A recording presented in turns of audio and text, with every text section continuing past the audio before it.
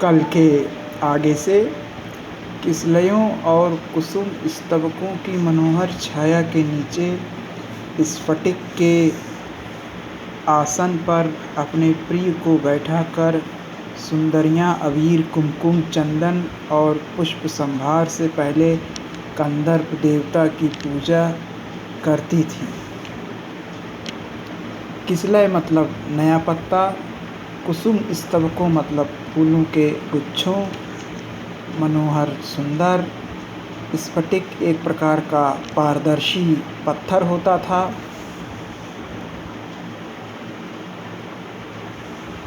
पुष्प संभार मतलब फूलों का संचय। कंदर्प देवता मतलब काम देवता।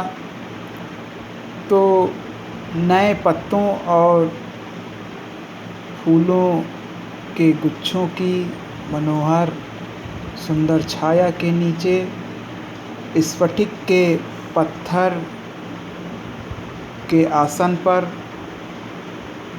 स्त्रियां अपने पति को बैठाती थीं और अबीर कुमकुम चंदन और फूलों से पहले काम देवता की पूजा करती थीं और बाद में सुकुमार भंगिमा से पति के चरणों पर बसंत पुष्पों की अंजलि बिखेर देती थी। सुकुमार भंगिमा मतलब कोमल भंगिमा, भंगिमा मतलब मुद्रा, चेहरे का जो भाव होता है। बसंत पुष्पों मतलब अशोक के फूल, अंजलि मतलब अंजलि से बिखेर देती थी और बाद में अपनी कोमल मुद्रा से, कोमल भाव भंगिमा से अपने पति के चरणों पर अशोक के फूलों की अंजलि बिखेर देती थी।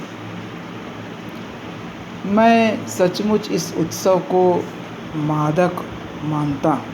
तो लेखक कहता है कि ये जो त्योहार मनाया जाता था, मदनोत्सव जिसका नाम था,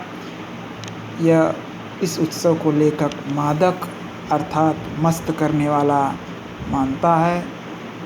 अशोक के स्तबकों में वह मादकता आज भी है, तो अशोक के फूलों के गुच्छों में वह मस्ती आज भी है। पर पूछता कौन है कि इन फूलों के साथ क्या मामूली स्मृति जुड़ी हुई है। तो अशोक के फूल उसी प्रकार से आज भी सुंदर हैं जैसे प्राचीन काल में सुंदर दिखाई देते थे, लेकिन आज उनको पूछने वाला कोई नहीं रह गया है। तो इन फूलों के साथ अत्यधिक स्मृतियाँ जुड़ी हुई हैं, लेकिन वर्तमान में लोगों को जानकारी के अभाव में ये मालूम नहीं है। भारतवर्ष का स्वर्ण युग इस पुष्प के प्रत्येक दल में लहरा रहा है। स्वर्ण युग मतलब स्वर्णकाल जिसको कहते हैं,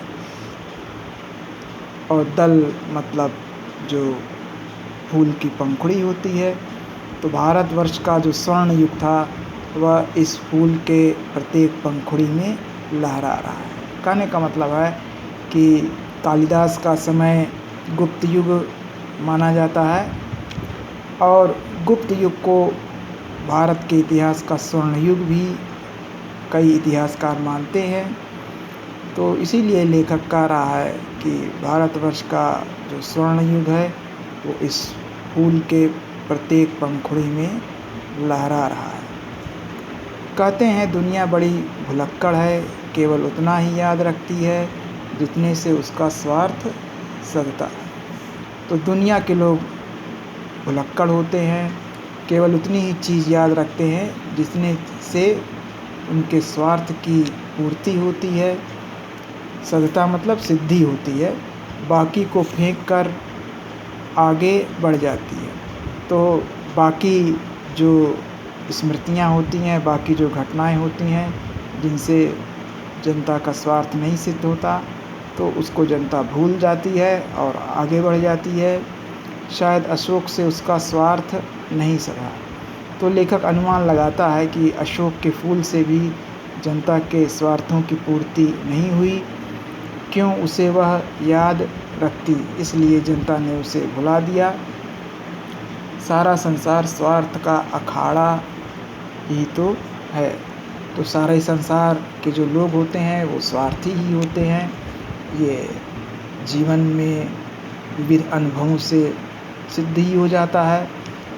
बहुत कम ही लोग ऐसे होते हैं जो दूसरों के हित के बारे में सोचते हैं, अधिकतर लोग स्वार्थी ही होते हैं। तो उसी के लिए लेखक कह रहा है कि सारा संसार जो होता है, सारे संसार के जो लोग होते हैं वो स्वार्थी ही होते हैं।